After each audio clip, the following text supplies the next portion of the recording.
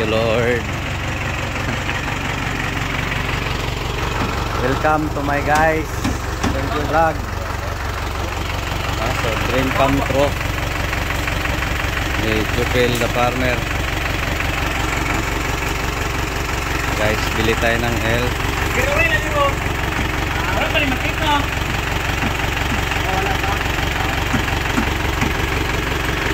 Bili tayo ng elf, guys, para may kargahan tayo.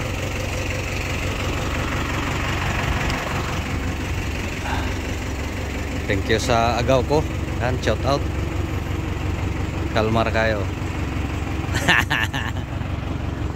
Ayan yung mga ano natin, lalay. So, thank you, Lord. Ito na yung pinagpagura natin, no?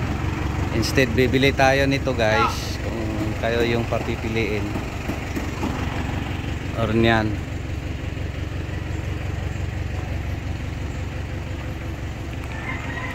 ng mga ganyan. So in my case, ito yung may pakinabang talaga. So, ito yung ano natin, ito tayo ambang, may ambag, no? Isa bibili tayo ng ito yung practical tips.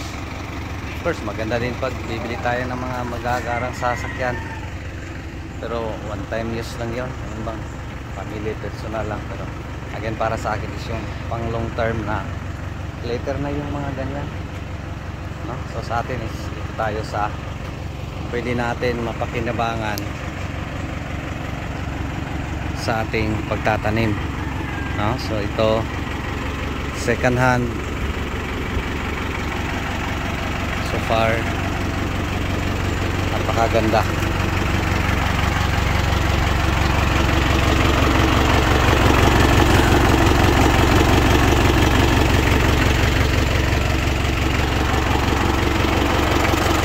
Shout out.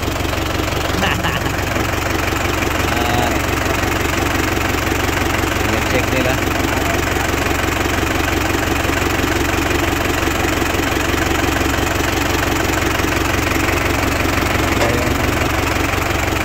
Performance. Okay lang, guys. Thank you, Lord. So ito yung blessings ni Miss Lisa Max F2. So bibili tayo ng elf.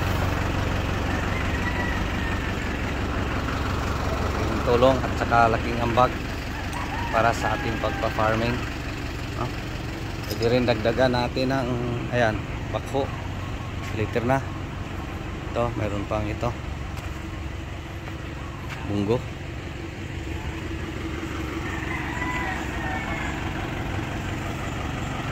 Ano sila, guys, short video ito, pwede tayo cash. Thank you, Lord. Bless everyone.